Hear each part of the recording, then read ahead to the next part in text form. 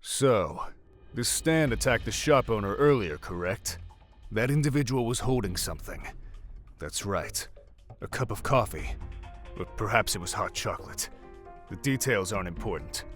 Now, by itself, this doesn't seem like something worth noting. It merely attacked the person who was closest, right? You would think that's the case. But, after taking the innocent man's life, and after the drink was no longer present, it went after Koichi, who at the time was very stressed, something that would raise his inner body temperature by a considerable amount, or at least to a higher temperature compared to mine. Interesting, isn't it? It's as if the enemy's stand moved on from the hottest object in the room to whatever the next hottest was, all without giving it a second thought.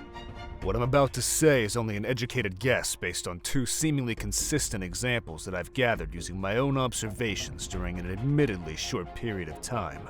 But from what I've seen, the user must not actually be controlling it.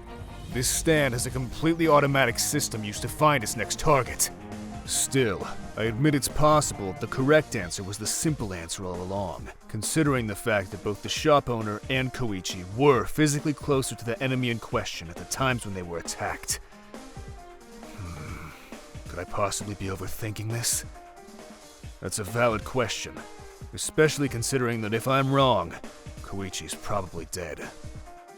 However, I have learned after countless stand battles that assuming the opponent's ability is simple or straightforward is never a good idea, and therefore, I can conclude that going with this heat assumption would be the most optimal course of action. Yes, the stand is currently aiming at Koichi, but if I create a fire by rubbing these pieces of wood conveniently placed within arm's reach of Star Platinum together at roughly 300 kilometers per hour, I can cause it to get distracted and change its course, thus bringing us one step closer to defeating it and catching the killer. Good. My 2-second limit was just enough to make it in time. Look out!